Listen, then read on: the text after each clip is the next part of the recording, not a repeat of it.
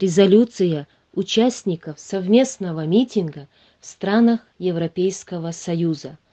Вот уже более четверти века продолжается война между Российской Федерацией и Чеченской Республикой Ичкерия.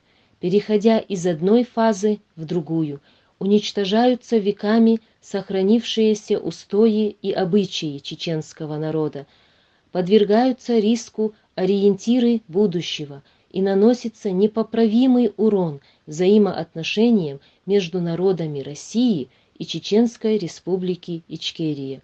Предаются забвению исторические документы, подписанные президентами России и Чеченской Республики Ичкерия. Стираются понятия добрососедства, дружбы, внедряются между нашими народами ненависть, распри, религиозная и национальная вражда с использованием человеконенавистнической риторики. Между тем, в самой Чеченской Республике российской оккупационной администрацией пробуются и практикуются методы НКВД 30-х годов. Активно налажена работа по похищениям и убийствам, публичным унижением чести и достоинства простых граждан, кто словом и действиями перечит деятельности преступной администрации Кадырова. Преследуются молодые люди, посмевшие выразить в интернет-ресурсах свое мнение, отлично от точки зрения людей с оружием в руках. Насаждается культ насилия, используются методы, зачастую переходящие грань человеческого восприятия.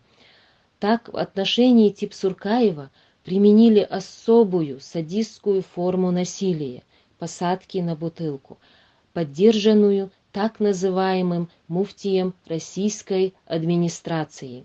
Глава республики и его преступное окружение, члены «Единой России», депутаты разных уровней соревнуются в части издевательств и оскорблений активных политических деятелей, не согласных с колониальной политикой Кремля на оккупированной территории Чеченской Республики Ичкерия. Повсеместно в СМИ и интернет-изданиях их уста сотрясает отборная похабщина, брань и прямые угрозы убийства находящихся в Европе и в других частях света представителей Чеченской Республики Ичкерия и председателя правительства за рубежом Ахмеда Закаева.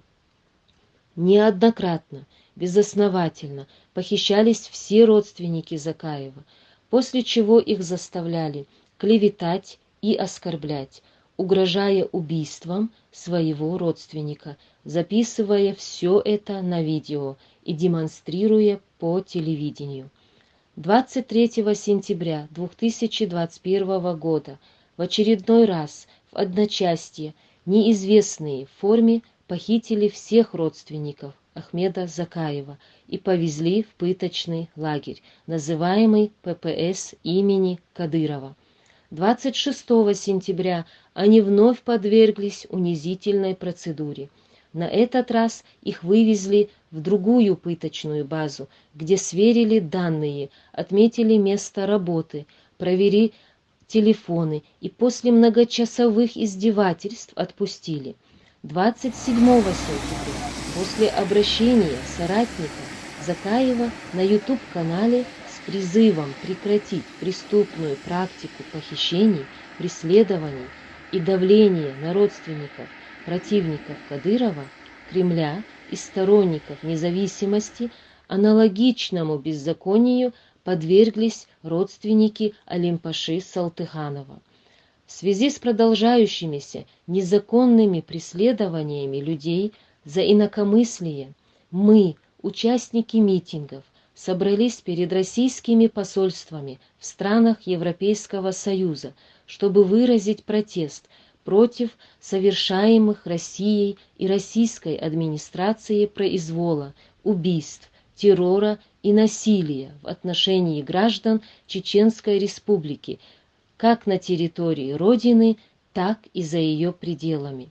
Участники митинга, осознавая ответственность перед будущим Чеченской Республики Ичкерия, требуют неукоснительно соблюдать права человека и гражданина, гарантированные международными институтами. Участники протеста призывают мировое сообщество в лице международных институтов и стран-участниц ООН, ЕС, ОБСЕ, ПАСЕ незамедлительно потребовать положить конец массовым нарушениям прав человека в оккупированной Россией Чеченской Республике и привлечь к ответственности всех, кто повинен в убийствах, в насилии и произволе.